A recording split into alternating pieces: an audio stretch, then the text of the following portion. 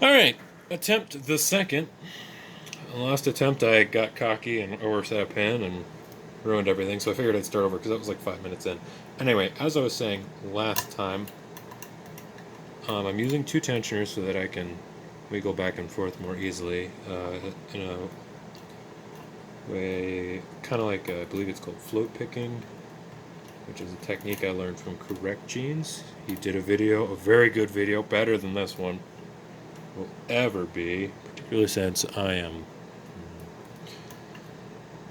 not nearly the picker that he is. But I find his stuff is actually really helpful because he explains things really nicely, so give him a view.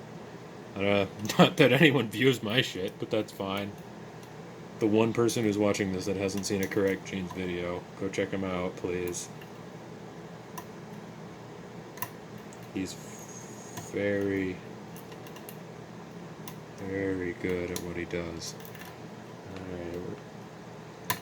Alright, there we go. Fucking finally. Make sure that there's no more full set to go into. Alright, so now we're going to start float picking.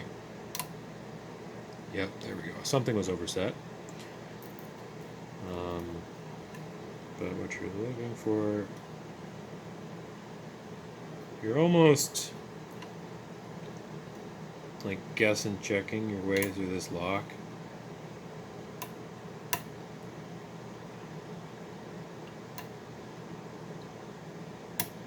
There we go. So you just want a tiny, tiny bit of counter rotation, which you're going to have to provide. If it doesn't go, leave it alone. Go back. Like that. No more than that. Don't go any further. There we go. Nice click out of that one. Probably dropped something. They like to drop every time you set one pin. They like to all drop back down like that. So you have to play whack-a-mole with them all.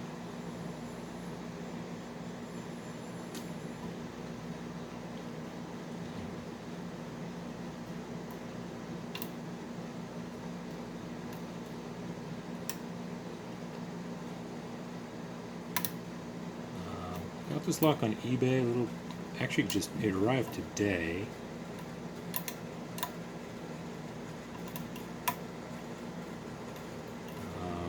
I didn't know exactly what it was when I bought it, as is often the case with locks that don't have keys, because you can learn a lot about a lock by its key. You can identify most multi-locks by their keys. Well, one, they got it written on the bow, but you know, you can tell if it's the plus or not, if it's got the sidebar track, etc.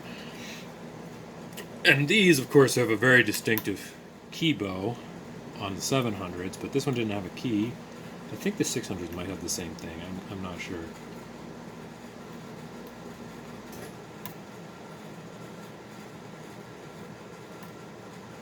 And there we go.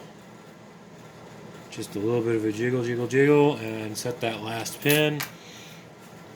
And she pops right open. Okay.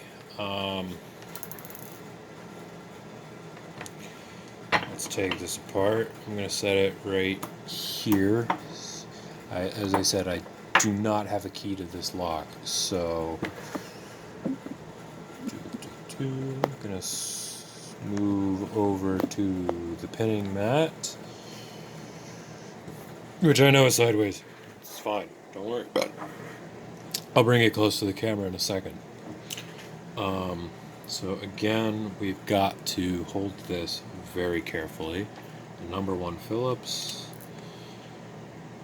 to undo the back screws. That is actually the second open I've had on this lock.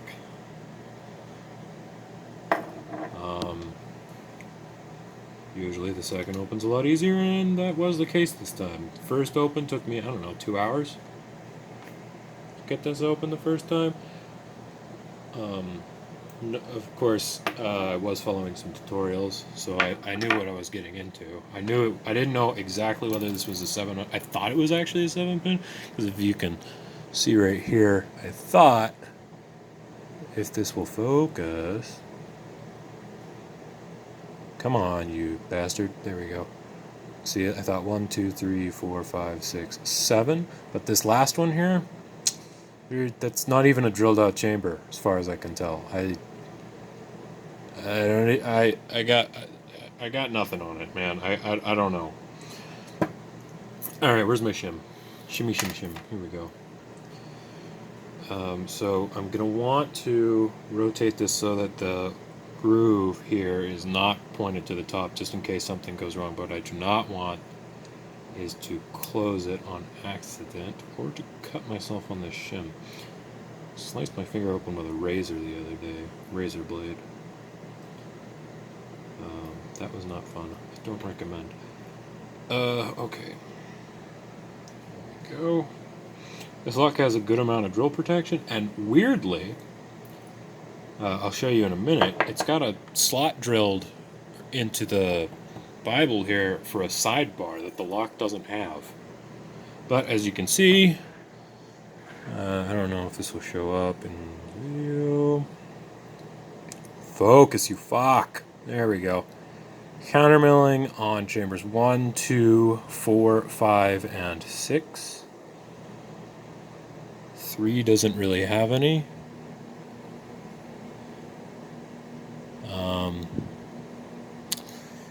Little anti-drill pin there, and then 3 studded around there. This does have some master wafers in it, as is pretty typical for these types of locks. They're usually used in commercial settings where multiple people have keys. I left most of them in because they don't really affect picking difficulty. I took this one out because I didn't like where I put the driver pin.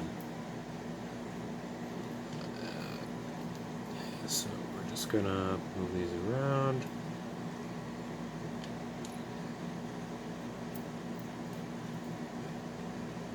But as you can see, the wafers are on the bottom, which means I did not overset anything, so they did not make this easier for me. Everything's a pretty high cut, except for in the back, and knowing that did make this easier to pick. Like I said, second round, usually easier. But these are the beauties that I'm going to drop on the floor probably.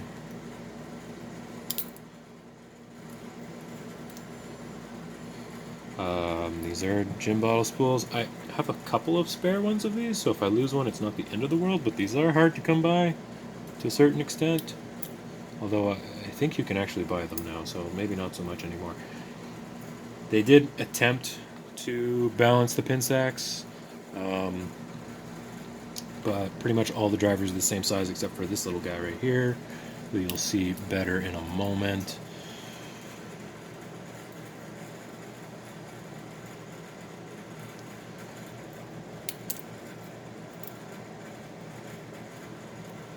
Otherwise, I believe these are all the same. I mean, I haven't measured them with calipers or anything, but I'm pretty sure they're all the same size.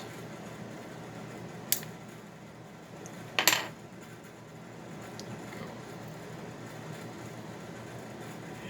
we go. As far as I can tell, weird about this lock, there's nothing happening in the Bible except if you look right inside, focus, there's a groove cut where you would normally see on like a Medico or something, that would be where the sidebar would interface, but this lock doesn't have a sidebar,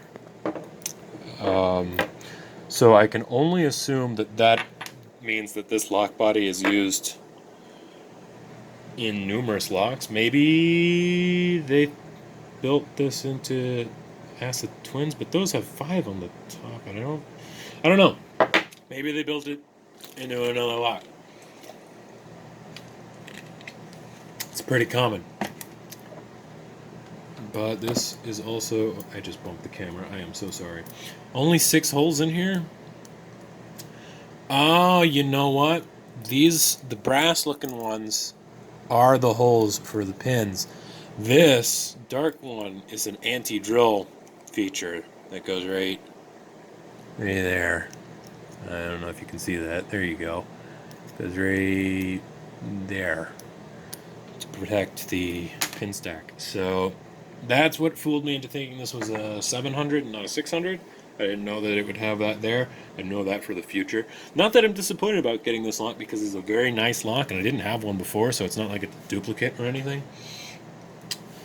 And it is a very fun pick, and I learned float picking. Again, thank you, Correct Jeans. I should probably show what all this looks like up close, if it would focus. But yeah, those are the gins. That's a screw. Those mesh into the sidebar and make your life a living hell. I like this lock, though. It's a fun one. It's definitely one I would trust on my front door. With all, actually, the main criteria for me though is anti-drill protection. But anyway, that's like 10 minutes, so fuck it. That's it.